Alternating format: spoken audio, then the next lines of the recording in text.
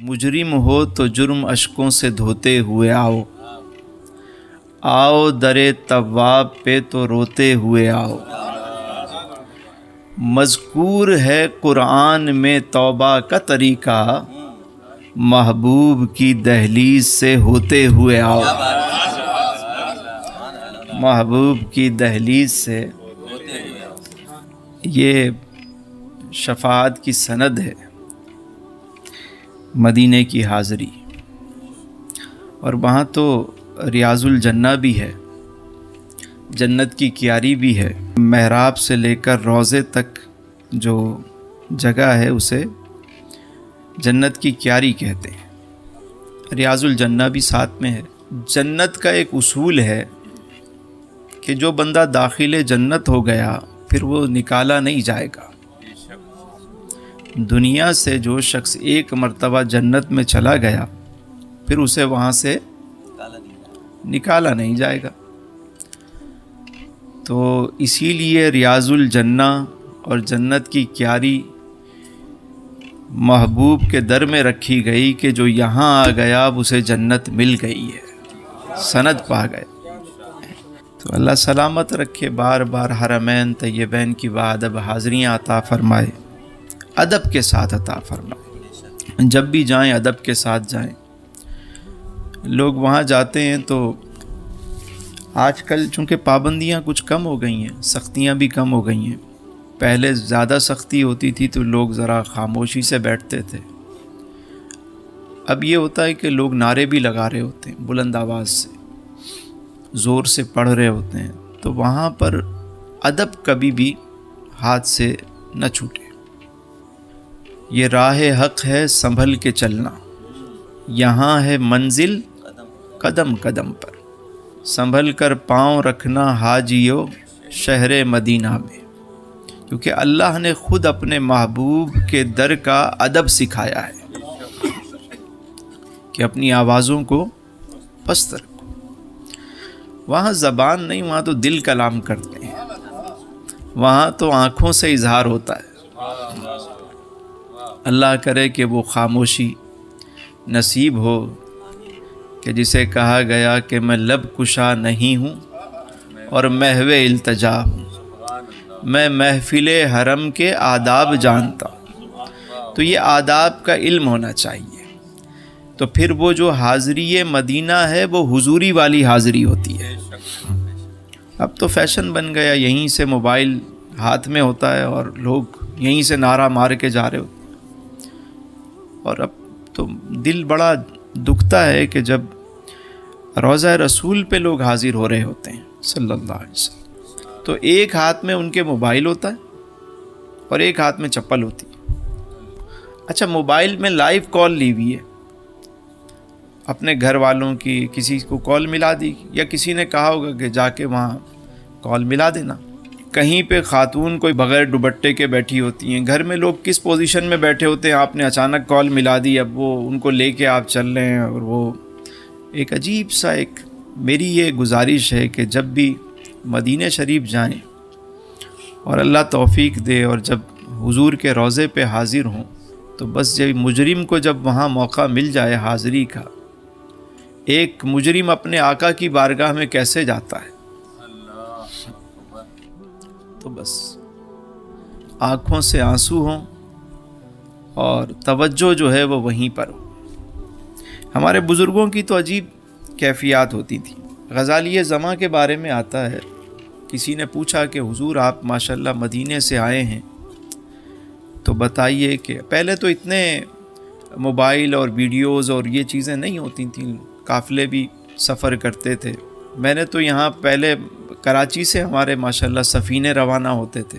آخری سفینہ جو مجھے یاد ہے وہ سفینہ شمس یہاں سے گیا تھا، اور میں کئی حجاج کو چھوڑنے گیا تھا، تو وہ مجھے یاد ہے کہ مہینوں کا سفر ہوتا تھا۔ اور اس سے پہلے لوگ پیدل جاتے تھے، مطلب اونٹوں پہ جاتے تھے، مطلب حج کے بعد ہی محرم میں سفر روانہ، اگلے سال کے لیے قافلے حج کے لیے روانہ شروع، پورا سال لگتا تھا لوگوں کو جانے میں آنے۔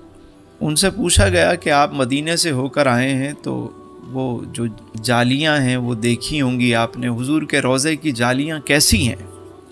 اب دیکھیے جواب انہوں نے کیا دیا کہنے لگے کہ سنا ہے کہ سنہری ہیں، سنا ہے کہ سنہری ہیں، یعنی یہ وہاں جا کے یہ کیفیت ہے کہ آنکھ اٹھا کے بھی نہیں دیکھا جاتا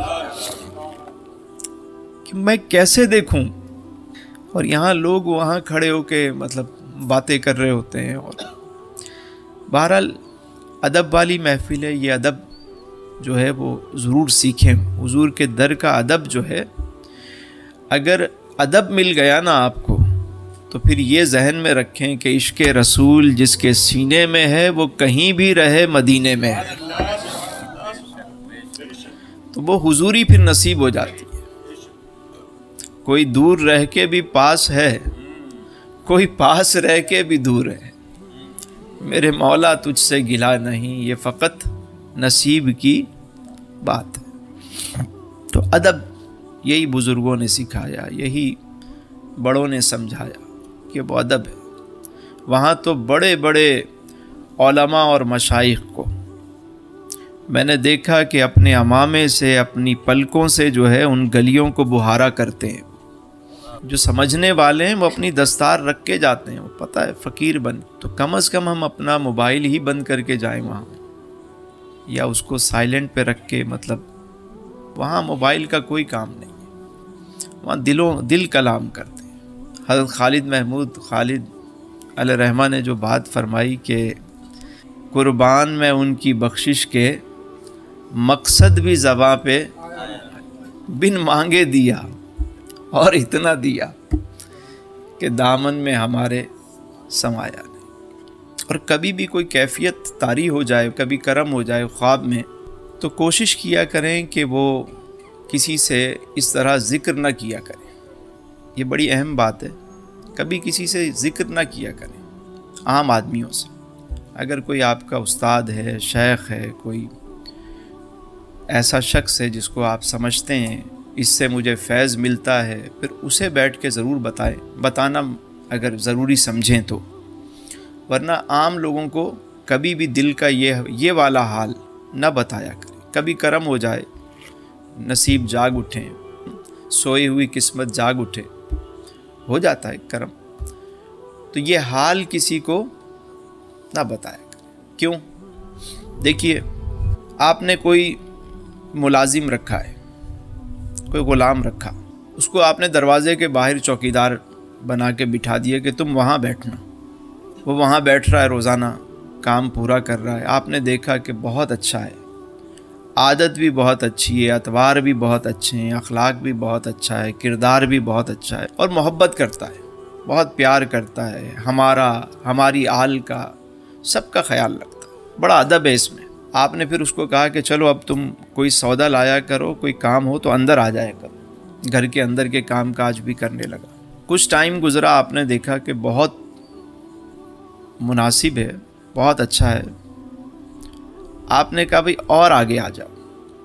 آپ نے کہا اچھا چلو میرے گھر کے اندر جو خاص مہمان ہوتے ہیں وہاں تک آؤ، کوئی سامان رکھنا ہے تو جا کے رکھ کے آ جاؤ۔ آنا جانا بعض ایسے ہوتے ہیں آپ کے گھر میں، ان کا آنا جانا شروع ہو جاتا ہے، آپ اپنی خاص محفل میں بھی اسے جگہ دے دیتے ہیں، بٹھا دیتے ہیں اسے۔ لیکن اگر آپ کو پتہ لگ جائے کبھی کہ اس نے آپ کے گھر کی بات باہر دنیا والوں سے کی ہے، تو آپ کیا کریں گے؟ اس کو اندر بلائیں گے، پھر دوبارہ اس کو باہر ہی بٹھائیں گے کہ تو باہر ہی صحیح ہے، یہاں تیری جگہ نہیں، تیری جگہ وہی ہے۔ بات سمجھ میں آ رہی ہے؟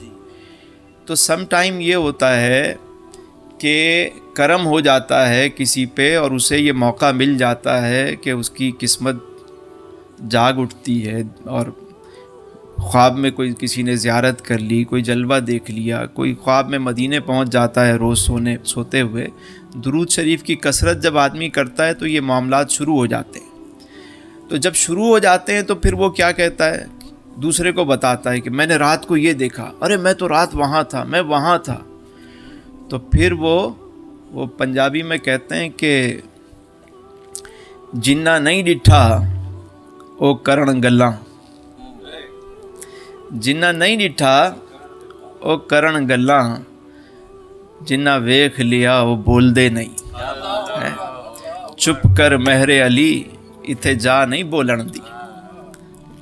खामोश हो जाते हैं। बात समझ में आ रही है? तो हमेशा इस बात का ख़ास ख्याल रखा करें। कभी भी कोई ऐसी बात हो, कोई अपना ख्वाब भी आम लोगों को ना बताया करें, आम लोगों से डिस्कस ना किया करें। जो ज़रा सी पी के बहक गया उसे मैं कदे से, यहाँ कम नज़र का गुज़र नहीं, यहाँ अहले ज़र्फ़ का काम है। तो ये बात हमेशा याद रखिएगा। तो जब आप सीने में रखेंगे ना राज, तो फिर वो जलवे बढ़ते चले जाएंगे। कभी कभी थोड़ा सा हम भी टेस्टर लगा के चेक करते हैं ना, होता नहीं होता भाई, ज़रा टेस्टर लगा लो कि करंट आ रहा है नहीं आ रहा, पर टेस्टर लगाया वहाँ तो ब्लास्ट हो गया, मैं छोड़ दो भाई, ये अभी इसको और टाइम लगेगा। अच्छा, फिर ये होता है कि अगर कोई नेमत मिलना शुरू हुई और बंदे ने कदर नहीं की और वो अगर रुक गई ना, तो फिर बड़ी मेहनत करनी पड़ती है दोबारा। ये फिर आप सोच लें, यानी दोबारा फिर बहुत ज़्यादा मेहनत करनी पड़ती है फिर तो इसलिए जब भी कोई कर्म हो जाए तो उस पर बस ये सोज़ो गुदाज अगर किसी को नसीब हो जाए ना, आँखों की नमी मिल जाए, मैं कहता हूँ इससे बड़ा कोई इस दुनिया में और कोई सौदा है ही नहीं। सारा कुछ देना पड़े तो ये गुदाज अगर आपके पास है और सब कुछ कोई ले ले, फिर भी सौदा सस्ता ही है। ये महफिल जो है यही तो है, गुदाज तो है। वरना रोज़ाना कराची शहर में बड़ी बड़ी सैकड़ों महफिलें होती हैं, यहाँ जो चीज़ है वो यही है, इश्क की बात है, बस मोहब्बत के सौदे हैं। अल्लाह हमें नसीब करे।